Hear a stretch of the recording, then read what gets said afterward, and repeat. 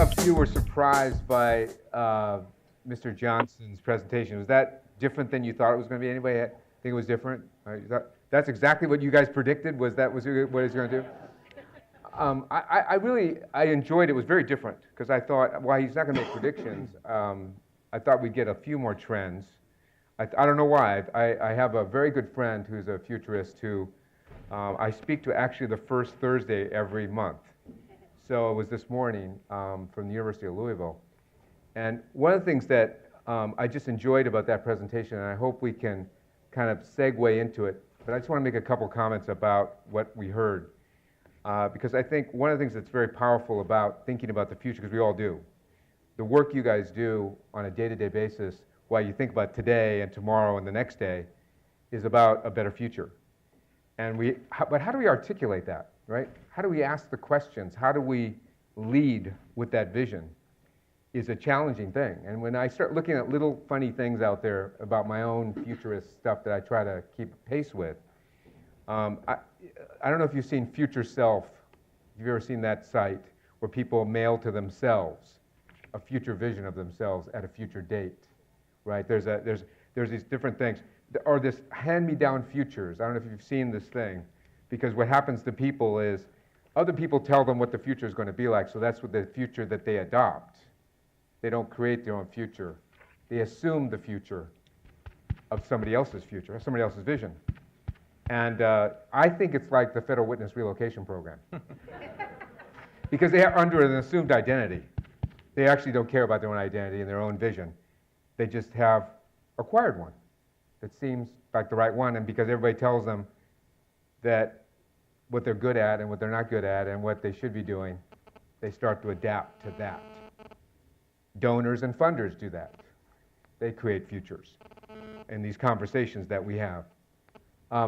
Another thing I'm obsessed with, I'm not sure I'm a nerd, but I think I'm nerdy, is I read the freshman survey every year that comes out of the Higher Education Research Institute for the last 46 years. I haven't read it for 46 years, but I don't know if you've read that. It's 280,000 freshmen that are interviewed every year about the future and about their future lives. They're 18 or 19 years old. How good does it get? And they interview them, they say, what do you want to be when you grow up? And this is the second year in a row out of 46 years that financially very well off is the number one goal. 44 years, not the number one goal. Last 2 years, financially very well off. And when you look at what they want and what they see as themselves, having a family, raising a family, developing expertise has fallen further and further down. So what is that, greed? What is that? What is it? What is it? You know, I went through a whole process. I won't bore you with it, but during Mr. Johnson's speech, I went to Dante's Inferno. I was like in Dante's Inferno for like half an hour there because we were swirling around in the greed of the world and what was going to happen to us. One last thing I want to say is this notion about optimizing. The question about optimizing, I think, is the question. I think it is a powerful question. What do we stand for? What do we stand against? I think the question of that, how do we articulate that in a way? Because one of the things we focus on as nonprofits, and most of us have run nonprofits up here, is the question about how do we optimize, but how do we also engage others in the mission and the cause? And how do we optimize that process? And I think we're going to touch on that question today in this session. We're going to take you kind of to a different place because on the nuts and bolts of how to run your organizations or how to raise money, we're going to talk to you, kind of take a meta-level approach to that. How do you do that with other people? How do you engage in partnerships and collaboration to have a shared future for what you're doing? I had an emergency call on my way to this conference. I have emergency calls every day from somebody. And an emergency call, somebody had talked to me, and we were talking about the future of that organization. It's a small organization. And one of the things we were talking about, the various paths they could take. And one of the paths was, how do they partner with others differently than they're doing today? Not just how they're going to raise money, because they got to raise money. Everybody's got to raise money. But how do you partner with others to create a bigger there for that operation? And the last thing I'll just tell you is, yesterday I was in a conversation about a nonprofit, and the whole session with board and staff was, what if we didn't exist? Would anybody care? Would it matter? Would it make a difference on the vision that we have for optimizing the future? And of course, this group said it would make a big difference. But we just can't be the way we were, because what got us here is not going to get us there. And that's when you start envisioning the future. My friend from Louisville, Nat Irvin, who's a futurist, said to me this morning, because I always ask him, how do you know that's the future? And he told me this morning, it was really interesting. He goes, John, you know the future. You see it every day. Because when you look into the eyes of the people that you're serving, and you see the needs and the suffering that is going on in the community, and your idea of how you're going to ameliorate that need and that suffering, that's the future right there. We can talk about a future, but we're talking about the future path, the trajectory, and the organizations that you're building, the organizations that you are trying to transform out of the transactions of your life, is about thinking about how you're going to hand this organization off to the next group of people with a little bit stronger tools and vision, because that's what the optimization is about the future. Because our work, regrettably, is never done. Our work is not going to be completed in our lifetimes, most likely. But how do we optimize to hand it off? So I have some help along the way here. I will now really try to moderate instead of preach. We have 4 panelists here whose bios are in your packets, and I will give them as long of an introduction that I was given today. But to just introduce them as participants in this conversation, and then we really want to hear from you. I'm going to introduce them before each of them speak. Kathleen Enright is with us from afar, and she's being beamed in. She's the CEO of Grant Makers for Effective Organizations, and she has a very long history of working with partners and thinking about success from a very different perspective. So help me welcome Kathleen Enright.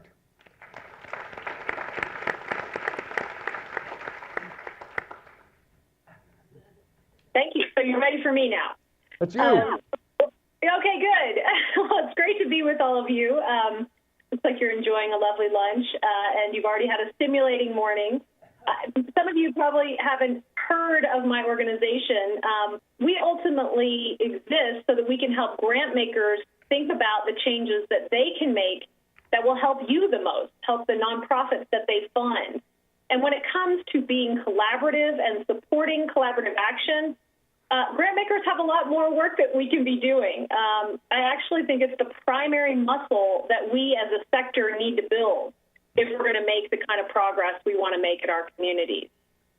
So when you think about those capacities for the future, the ability to collaborate well together is a huge one. So, but let's face it, partnering is hard. They take time and energy that we often feel like we don't have. Partnerships can be enormously frustrating. I'm sure if I could see you, there's a lot of heads nodding in the room. Yet they're also powerful and even transformational. So my question is, what distinguishes those collaborations that take flight from those that never get off the ground? When you think about that, I'd be anxious to hear if what our experience suggests resonates with what you think. And so for us, it boils down to 3 main things. First and foremost is leaders who put the mission ahead of their own egos or institutions. Now, what a powerful and altogether too rare quality that is. How many of you have heard of a collaboration that breaks down because of a battle over recognition or turf? This organization-centered approach, it's the norm in our sector, but it doesn't really make sense for the kind of work that we do. A case in point, and I'm very just depressed by the answer of being financially well off as the number one thing that nonprofits want. But I can kind of, I've been teaching at Northwestern periodically over the past couple of years, and when I ask those students what this has been a nonprofit class, so these are folks who are admittedly interested in the nonprofit sector, and when I ask them what they want to do after they graduate, they say they want to found a nonprofit. Now, they don't say that they want to help every kid get access to a quality education or make certain that health care is a universal right. They want to found something, and frankly, it doesn't matter what. Now, that's an aspiration we need to turn on its head. Socially minded folks have to want to contribute to something that's bigger than we are, and we need to be able to do it without ever seeing our name in light or getting specific credit. Now, this is a kind of leadership that is not new. It's what Robert Greenleaf called servant leadership. It's a collaborative form of leadership where instead of promoting individual power and prestige, we think about shared power and shared responsibility. And I think that this is the kind of leadership that we need the most. So it might mean letting go of credit. It might mean following rather than leading. But it's certainly a key ingredient to successful collaboration. So the second ingredient to collaborations that really work is relationships built on trust. Now, it's pretty typical when you're considering partnering with someone else to think, do I trust them, right? I mean, I know that I've gone through that when I'm thinking about a partnership. But it might even be more powerful to ask ourselves, what can I do to earn the trust of this colleague organization or these folks around the table? Building trust takes time, and it's time that we often neglect in the day-to-day with the other requirements for doing our job. But it's incredibly important, and there's even new evidence that suggests how important it is. Andrew Zolli spoke at a recent GEO conference, and he wrote a book on resilience. And he draws a very direct link between trusting relationships in the community and the resilience of that community. Think of Superstorm Sandy, for instance. What if the reason that disaster efforts work is because this isn't the first time that these organizations have talked or tried to do work together. What if the first time Red Cross and FEMA and Catholic Charities had a conversation was the day after the storm? That just wouldn't work. So if we could all exhibit trust and try to be more trustworthy, these are important ingredients for collaborations to thrive. But like rainy day funds, they need to be built up before we need them. So the third and final ingredient that I wanted to talk about requires that I admit a personal leadership failing on my part. So with a name like Grantmakers for Effective Organizations, clearly we work inside a fishbowl. When your middle name is effective, you've got to do your very best to get things right institutionally. And so we don't get everything right, but we work really hard to make certain that our actions and our words line up. But until very recently, I personally was caught in the same trap that most nonprofit leaders find themselves in when it comes to collaboration. In my heart and soul, I value collaboration. I talk about it regularly with my team. We think about ways in which our organization could partner up with others or not recreate the wheel. But I hadn't put the context in place inside the organization to enable us to really prioritize collaboration. And what change did I make? For the first time in GEO's history, I built in some organizational slack. Some people might call that breathing room or bandwidth, but it's the only way that you can do collaborative work is if you have the time to be able to explore those possibilities. Now, my colleagues and I are holding ourselves accountable to building relationships, to finding priorities that we have in common with colleague organizations, and to find ways that we can help them succeed. Now, I know that we're unbelievably lucky to be able to do this because most nonprofits are too financially strapped to even consider it.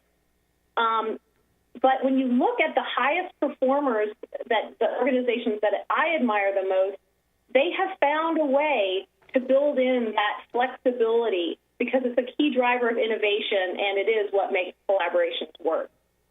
Now, for the funders in the room, and this is something that GEO preaches regularly, the only way that a nonprofit can build in the flexibility they need to be able to do collaboration well is if they have access to flexible dollars and significant streams of them. So general operating support is a key ingredient to collaboration success. Now, the good news is that more foundations are prioritizing this kind of support. Fred Alley's in the room, and Weingart is definitely a key champion. But when you think about it, yes, that deserves applause. I see a couple people applauding, but I couldn't hear it. Sucking up the thread. But when you think about, what if you or some of the key people inside your institution had the breathing room, or they could clear the decks for a little while, what would you do? I don't know what it would be, but I bet you it would be pretty powerful. So we've talked about leaders who put the mission first, the importance of building trust and exhibiting trust in relationships. And the thing that enables both of those other things is having the flexibility and the healthy enough organization that you could do that kind of work. So we all have a role to play in creating the context where collaborative efforts thrive. Funders have to be willing to fund nonprofits in a way that enables them to create this space. And nonprofit leaders, I encourage you to ask for what you need.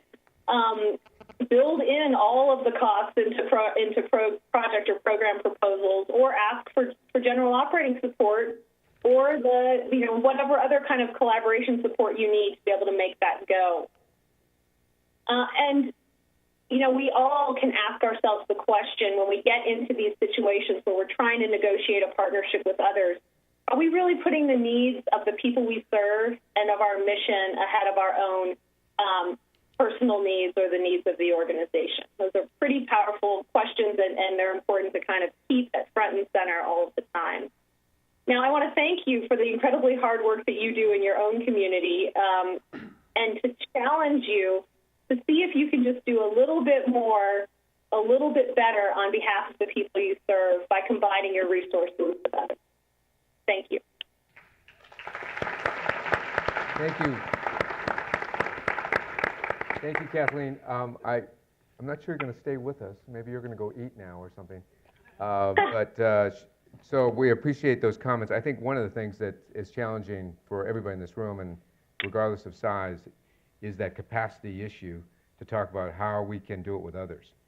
And I think that's one of the challenges, and I hope we can talk a little bit about that. Let's now turn to David Conforti, who's agreed just yesterday to join us. Celia Obaji, who I think many of you know, was unable to be with us, and David has filled in. We really appreciate it. He's the Director of Special Projects for the Annenberg Foundation, and he's going to talk about LA in Sync. How many have heard of LA in Sync, or know what it is, I should say? Some hands go down. Okay, so David, please take us to LA in Sync.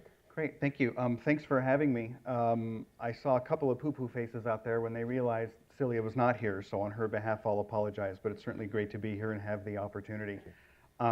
Talking about the future selfie video, I think my wife would like to do one, and someday she'll see that maybe I'll start to listen to her and that type of thing, so do some more projects around the house. So I'm a little scared to do a selfie video, but it's a nice idea.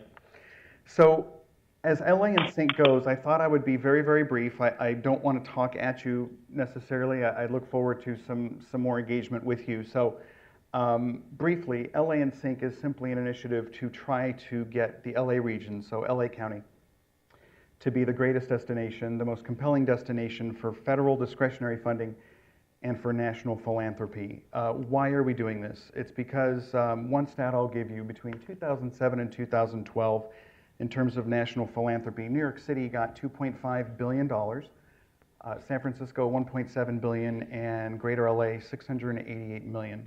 And so just in that context alone, I'm not here to say anybody in this room and any stakeholder around the region is doing anything wrong. It's just time that we start thinking a little differently about how we may want to move forward. And that's from the Fed? No, that is national philanthropy. So think the likes of a Gates or a Rockefeller or a Ford, Kellogg, that type of thing. Great question.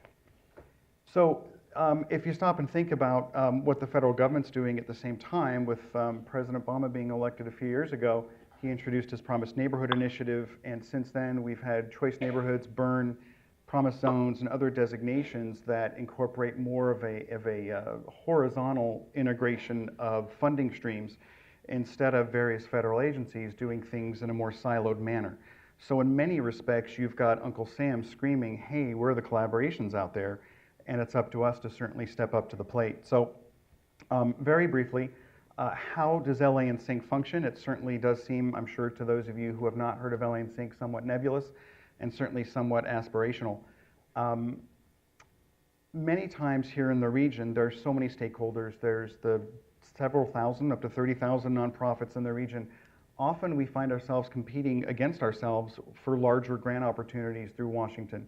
And so what we're trying to do is basically find collaborations, make collaborations happen so that the number of applications that go to Washington and to national philanthropy can be reduced, but can be stronger, more collaborative, and hence more innovative. We're not here to say, hey, all 30,000 nonprofits don't apply. Sure, please apply, and obviously you want to better yourselves, but we're saying if we believe that the definition of an insanity is continuing to do the same thing over and over again and expecting different results, then I think we're on our way as a region.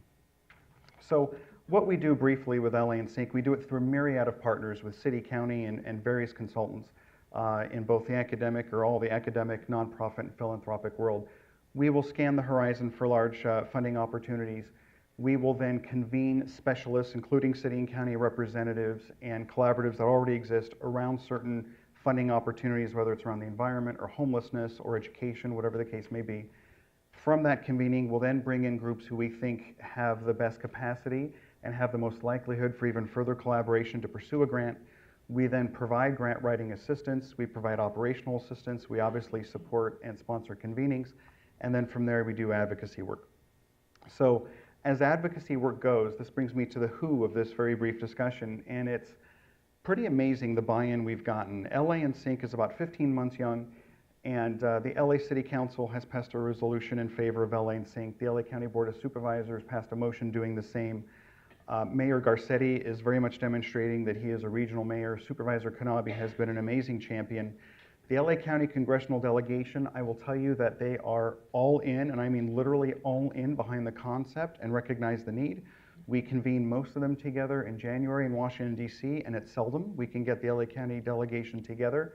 That was even shown through, if y'all heard of the IMCP U.S. Department of Commerce-led designation that was just announced last week. Southern California did win one of the 12 designations around the country. We had 20 members of the LA County and Orange County and San Diego County delegation sign jointly on a letter. And for those of you who've done any sort of federal advocacy or public relations work, you can imagine how heavy of a lift that was. So what does this mean to all of us here, which really gets to the meat of it?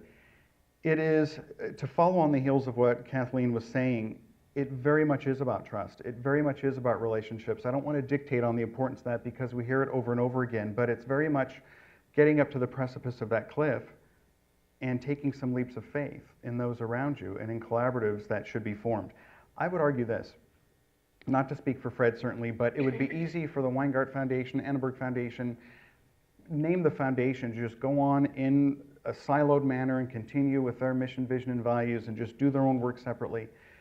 But the power of collaboration, joining increasingly together to address common themes and pursue common goals, really will make an impact. We're seeing it from the White House on down, and we're seeing it here in the region through leadership, through the mayor, and through the Board of Supervisors, and we're seeing it through wins for the region. We had the January announcement of the Promise Zone.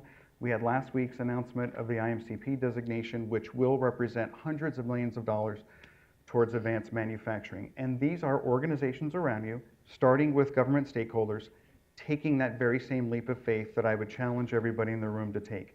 It takes time, it's a process, but if you're coming from a genuine place, looking for innovation, and in my world, innovation very much means collaboration, then you'll be on your way. Thank you very much. Thank you, David. We're going to take questions at the end. But let me just say a couple things, because first of all, Annenberg Foundation really led this way over these 15 months. There's been a lot of partnerships. You really should go to their website to understand, because they're talking about positioning Los Angeles. LA is one of the most complex, I'll tell you, but I'm talking about for funders to understand who runs LA, who do I talk to, what's going on with the 88 cities and all the government entities. It's a complex story. And what's happened as a result of what the Annenberg Foundation has done in leading us through this process, and a lot of followership, is we have a much more collaborative environment amongst the funders here locally and amongst other nonprofits. And the pipeline, the visibility of the pipeline of things coming down that are opportunities from national funders and federal funders can be seen now. And one of the things that's happened as a result of this is a fund that the local foundations are going to put together, have put together, and will fund for all of the matching grant dollars up front. There will be money available, because what happens is we get 6 to 8 weeks notice. It's the craziest thing that happens, and so you have to move. But then you have to raise money to be able to qualify. And one of the things is putting together this thing called the Strategic Resource Fund by LA funders to say, when we apply for this big thing that's going to come in, that's going to be hundreds of millions of dollars, we're going to help fund that because it's going to be good for the region. And what happens for nonprofits here, not everybody, is there's re-granting opportunities, right? There's partnerships, there's subcontracting, there's a lot of things that happen. But what happens ultimately is LA is seen as a destination, a place that people can crack the code in, and they find out when they come here, because of Fred's work and because of the LA funders' work, the LA funders are now in great collaboration. So you should check out the site because it positions LA well, and the way you talk about LA to regional and national funders could be different, but it is a huge movement forward for this region in the way we think about resources for the region, because we've been underfunded forever vis-a-vis our counterparts across the planet. If I can follow what John said briefly, I appreciate the props, if you will, but really the foundation may have helped get it started a little bit, but we couldn't do it without partners across the board and across sectors, so we appreciate that. But it is truly a team effort, and it's the amount of stakeholders that we've been able to get to the table and get behind this and to help lead and shepherd it has been amazing. So it's a true team effort. Thank you, thank you. So Fred O'Lee, who everybody clapped for earlier, is an extraordinary leader. I didn't clap, but I saw that he's popular. It was surprising to me. But anyway, Fred O'Lee is an extraordinary leader in this community, and he is somebody that never pulls any punches. He is someone who gives, as a friend of mine says, the ground truth about what's going on. And we regard him at the California Community Foundation as one of our great partners, amongst many partners here in the region, but a partner who is committed to the well-being of this county like no other. And, but Fred has also led on many different things, but one thing I want him to talk about is ultimately about the Nonprofit Sustainability Initiative. And I think this is relevant to everybody in this group. I will say that 2 years ago, when we had an event that we were planning as just a small part of this idea of bringing nonprofits together to talk about potential partnerships, collaborations, and mergers, we thought about 150 people might come. We had 150 people register in the first day. We had 300 people register in the first 3 days. After 500 registrations, we moved it to the Science Center. When 750 people showed up and we turned away 150 people, we knew that there was something interesting here. And it has spurred, I think, a great movement and a great idea. And Fred has really been at the helm of that. Always a lot of partners, always a lot of fun, but it takes a leader to start us off, and that Fred has been that leader. So Fred, give it up again for Fred O'Lee. Thanks, John. And let me first, if I can, just make a quick comment. And I'm not sure if our colleague Kathleen Enright is. I think she's gone. I think she's gone. I'm still here, Fred. Kathleen, are you there? Yeah. Still listening. That's good. You know, she is a great leader in the field of philanthropy, and I'm really happy you all got a chance to meet her, at least you know, in cyberspace today. But I was thinking about what she was saying about mission and trust, and then building slack into an organization, building capacity into an organization. And I want to just focus for a minute, and then I'm going to talk about NSI, but I wanted just to focus for a minute on this idea of mission alignment and trust. Because we are living in, I walked in today and, you know, some of you know, I've spent most of my career on your side of the table, and I've been in 16 years now, believe it or not, in philanthropy. And somebody asked me when I walked in today, who has sort of followed my work, said, so what's going on with philanthropy? What do you think's new? What do you think's different? In fact, maybe Tori, you asked me that question. And 16 years ago, when I came into this job, And I see my colleague Wendy Guerin out there. I think I called you, Wendy, and I said, why doesn't anyone talk to each other? Okay? What's changed in philanthropy in Southern California is that people really talk to each other. There is a real spirit of collaboration. And I say that very, very sincerely. And it's taken a lot of hard work. It just didn't happen overnight. And it gets to some of the things that Kathleen was talking about the importance of putting individual institutional things aside for a minute and looking at the larger picture, the mission, and trust. And trust takes a long time to develop. And a lot of us who in philanthropy have really been spending the last number of years building that trust. You know, John, you mentioned, you know, your feelings at the Community Foundation about the Weingart Foundation. Well, we see the California Community Foundation as one of our trusted colleagues, and we feel the same way about the Parsons Foundation, and I can go on and on and on. That just did not happen. It took a lot of work. It took a lot of conversations. At times, it took some shouting and screaming and disagreeing, but we got through it. But I have the work yesterday. Is anyone here from the Children's Bureau? Yesterday, is Alex here? Because I'm going to steal his. Alex said, I was at a lunch for Alex yesterday, 25 years, celebrating 25 years at the Children's Bureau. And he said something that has stuck with me that I just want to repeat because it goes to this idea of servant leadership that Kathleen mentioned. And Alex said, the work we're involved in is sacred. Because whenever you start messing with people's hopes and aspirations, it's sacred stuff. And I just, that has stuck with me because it is so true. So how does it relate to this idea of collaboration? Many of the things that we're trying to collaborate on get to people's hopes and aspirations in our community. It's sacred, important work, and that's why we're engaged in it. And I think that's why you're engaged in the kind of work you do on an annual basis. So I think it's important that we remind ourselves of this. So let me talk specifically about the Nonprofit Sustainability Initiative. I talk as one of 10 funders that are involved in this initiative.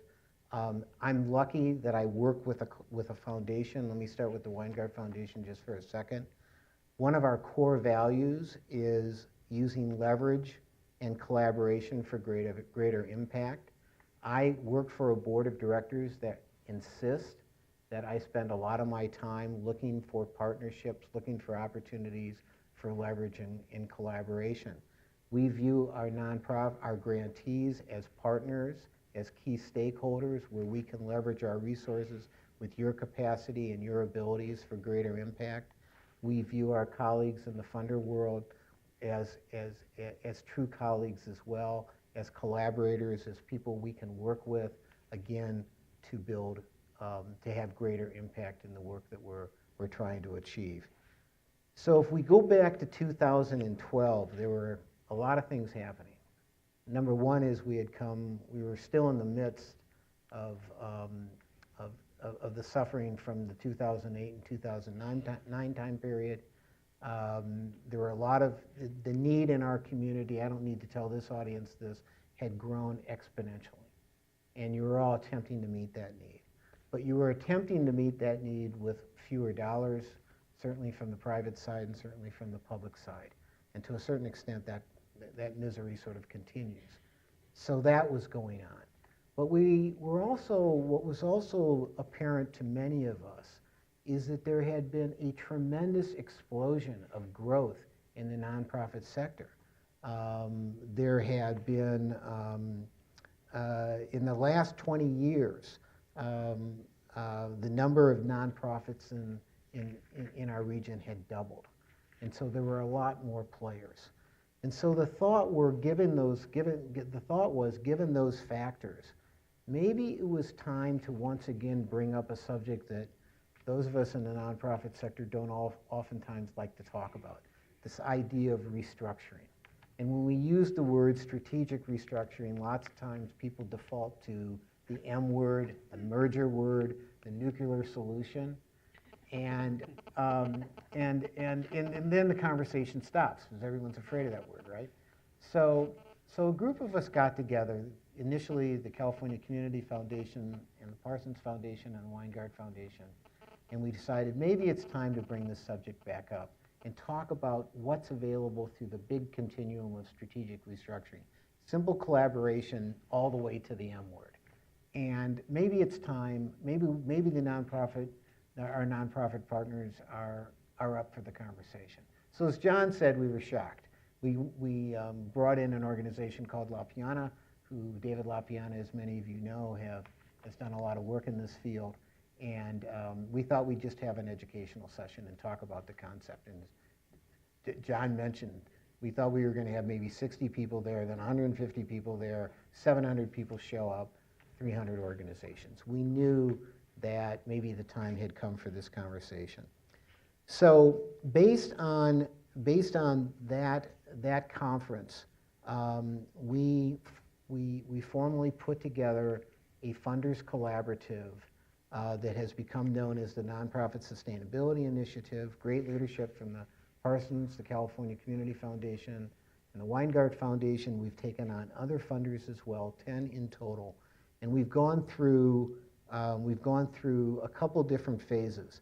The first phase was where we brought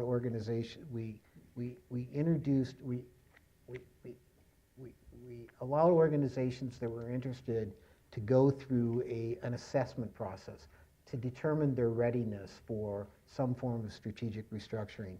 80 organizations applied for this, and 42 were ultimately accepted.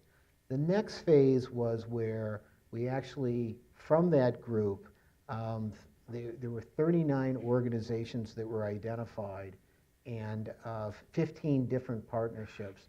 They actually were given an opportunity to work with a consultant to actually talk about the possibility of partnership.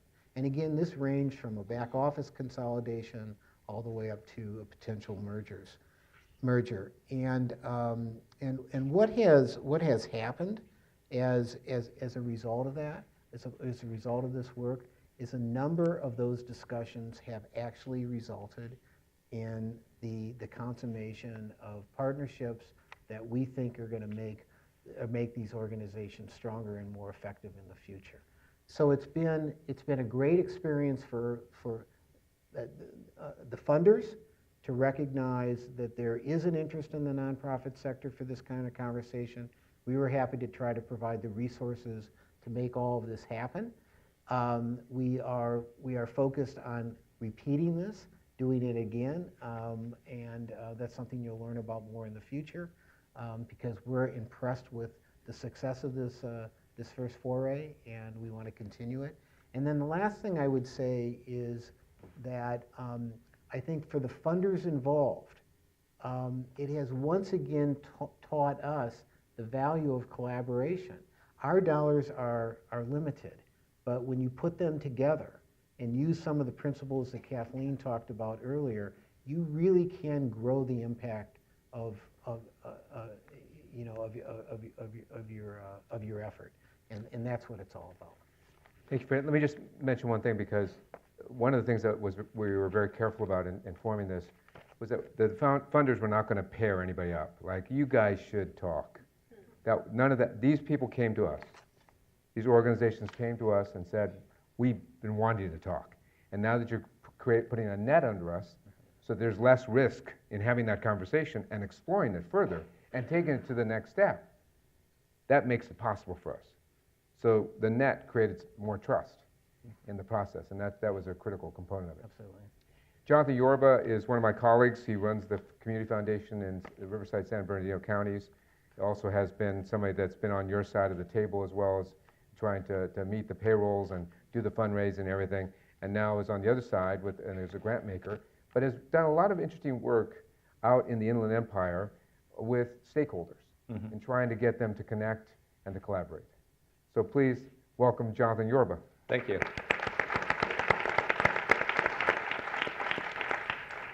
Can you hear me all right?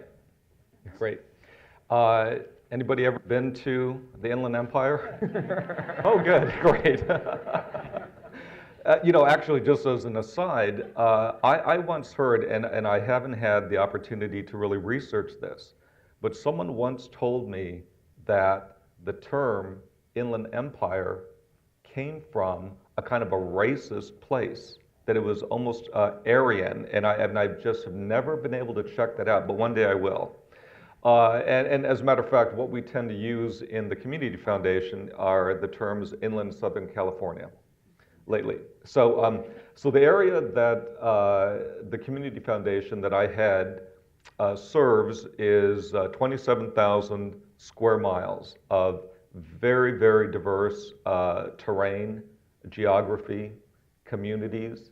We serve over 4 million people, and it's a lot to take on when you are a smaller community foundation, but we do our best. And so I'm going to talk about, I've been at the foundation now. I started in January of 2013. Prior to that, I'd been on the advisory council of the foundation, and so I knew, at least from a layperson's perspective, what the foundation was about.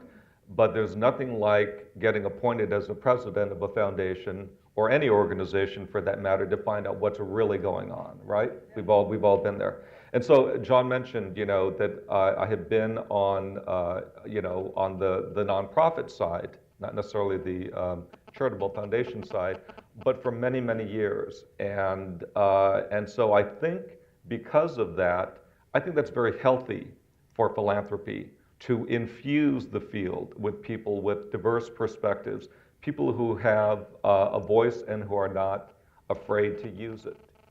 My doctoral work is in comparative ethnic studies, so I look at things quite, I don't know if I want to say differently, but I look at things through the lens of race and class and gender and ethnicity and all the complications that occur. Because what we're attempting to do is to serve community. Is that me buzzing? I don't know. We're all testing up here. And so, sometimes when you think about collaboration, I go back to some powerful words that I learned from the poet Audre Lorde many years ago. And that is, sometimes you want to know if you want a place at the table, because you fight so hard to get in there. And sometimes you need to know if you need to kick the legs out from under it and redo the model in some way. And that takes leadership, and that takes vision, and it also takes, in many ways, a platform. Another thing that she says that stays with me when I think about these kinds of interactions is the master's tools will not dismantle the master's house. And that's a very, very powerful thing to think about when you are trying to construct something new where you're bringing people together to create a better world, a better society for all. So I want to tell you that when I got to the foundation, I did a lot of reading. I read literally every annual report that I could find. And what I realized is the foundation at that time was focused on youth and family. It was focused on the environment. It was focused on the arts, and it was focused on this thing called capacity building. And after going through a very kind of lugubrious and very important but challenging strategic plan, what we realized at the foundation is that we really were not doing the environment per se. We were funding something, but it wasn't really our own initiative. We weren't really doing things with respect to the arts and culture. We were supporting the startup of an arts council for the county of San Bernardino, et cetera. And so what we finally landed on is capacity building. And fortunately enough, I'm really glad to be on the panel. I'm particularly glad to be sitting here next to Fred Ali, who has been really quite a supporter to the Community Foundation with respect to capacity building and our efforts in California's Inland Empire. When we talk about partnerships, we also have to talk about funders as partners. That's a very different shift from when I was first starting out in this field and you revered the funder. Well, I don't know if you revered them, but you certainly kissed their ass, And so that's been a real change, I think, in that funders now sit down. They are really interested in the issues of the community and how they can harness their funds, as we've all talked about so far, in terms of leveraging that. You know, you all come from various organizations, and no one single organization is going to improve the quality of life in a community. It really takes all of us. It takes the nonprofit sector, it takes the governmental sector, it takes the business sector, it takes the philanthropic sector, etc. So this, to me, when I approach my work, you know, I approach it as one who listens in order to lead. So we're fortunate to get some funding, and when I talk about partners, it's very important also to honor them. So with the Weingart Foundation, my back? The Weingart Foundation, Bank of America, United Way, the Academy for Grassroots Organizations, First Five San Bernardino, San Manuel Mission Indians, Kaiser Permanente, I'm not sure what's going on here. What occurred is we produced something called the Economic Impacts of the Nonprofit Sector in San Bernardino County. And we learned a lot about the nonprofit sector, which is very, very important. You cannot sit and create solutions to community by being in your cubicle or being in your office or just being in your boardroom. You have to really get out there and tussle and listen and get in the trenches with people.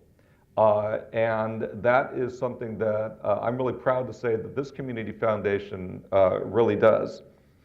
You know, it seems to me that capacity plus effectiveness plus sustainability is going to get us to impact everything that we all strive to, that we aspire toward in this noble work that we all do.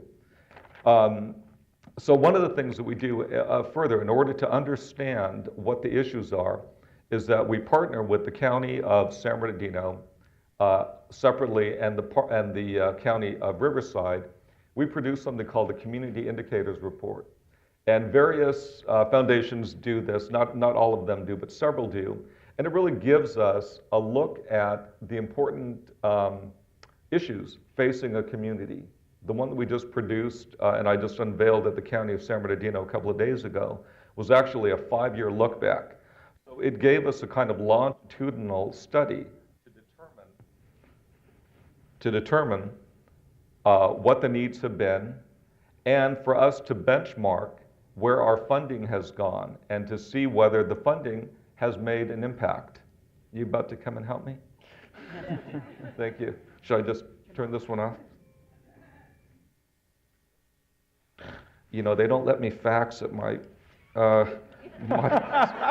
they always say, stay away from machines, Jonathan. So how do I?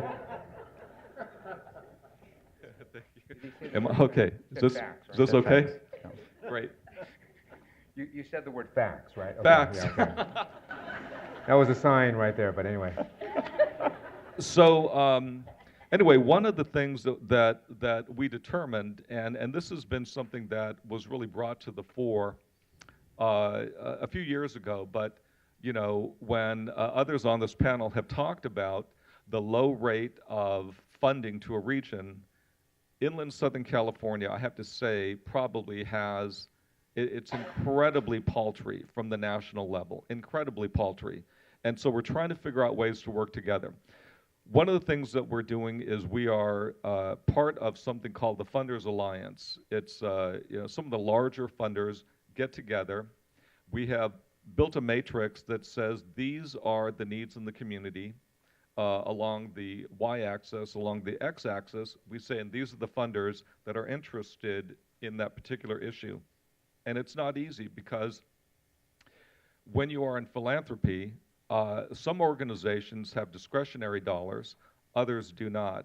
You know, you might have to work through a commission, et cetera. So to try to get some kind of change really is very challenging. And if, you know, if you're not in a position to affect that change, it just makes it a lot harder.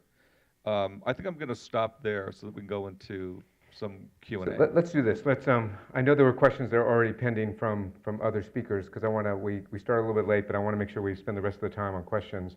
So if people want to raise their hands, I don't know what we're going to do with the mic thing. People can just scream it out. I know this woman right here in the front was. Sure.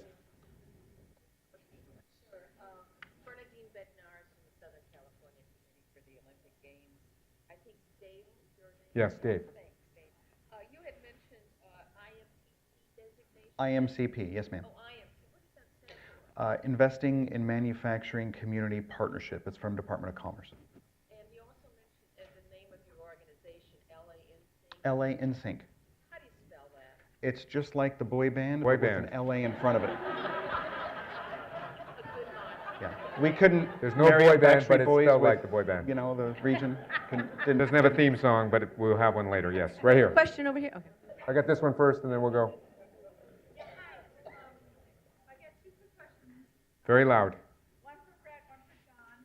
They're probably similar, but Fred, what criteria do you use for grant readiness when you look at the nonprofits that were applying for what you were offering? And John, how do you define impact? These are sort of a good question for all of us. Yeah, the readiness criteria was, it's something, we used, as I said earlier, we used a consulting firm that has done a lot of work in this area, La Piana and Associates, and they have worked with a lot of nonprofits over the years who have expressed an interest or are involved in some form of restructuring. And so they've developed an instrument that, you know, and it gets to, I think it gets to many of the things broadly that we have been talking about today in terms of mission alignment and capacity of the organizations and that sort of thing. So, I think they've done 250, I was using the M word, mergers and collaborations, the La Piana firm. So they have extreme experience in terms of trying to think about the readiness. Jonathan? Yeah, just in terms of impact, a couple quick things. One is, I think that it's important for us to ask the nonprofit organizations, how do you assess impact? Because rather than me being the big bad funder saying, well, I'm not sure whether you really had impact or not, I would rather have a conversation with you. The other thing, just really quickly, is I'll give you an example of real impact. We fund about 25 high school kids, and we give them about $20,000. They become their own grant makers. They go through the entire process. They learn about the nonprofit sector.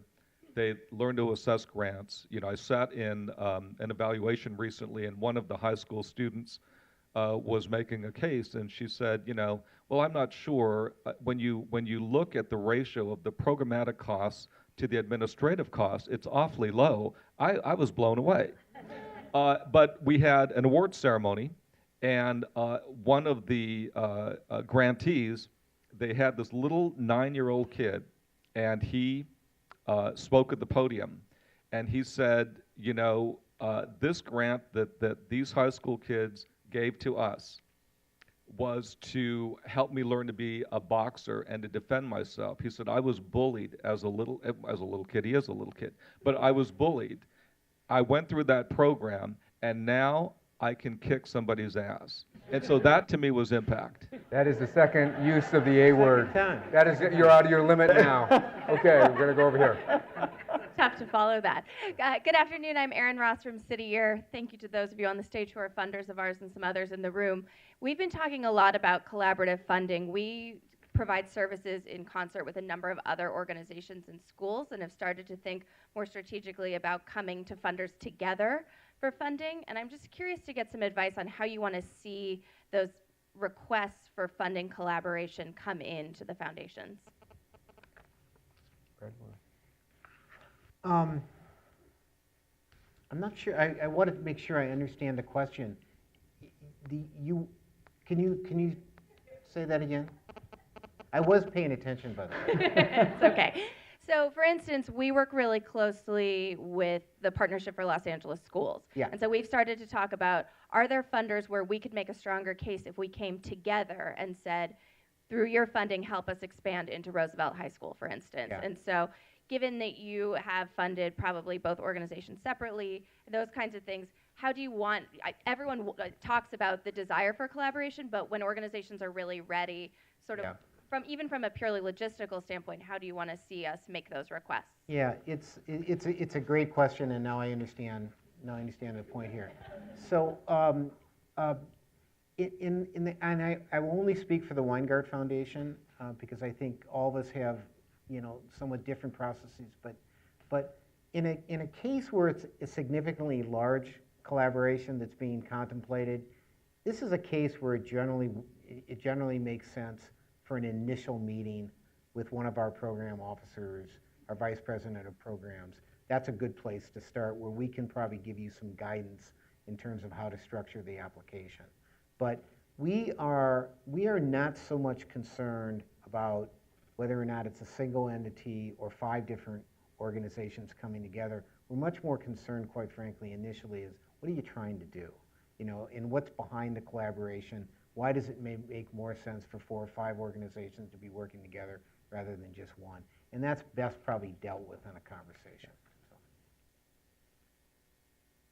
Another question out there. Hi, I'm Clark Brown from the Los Angeles County Bar Association. And we do 4 areas of public service. I was thinking about collaboration, and so I think it's a bit of a comment, but also a statement. Wondered if you have any comments on it.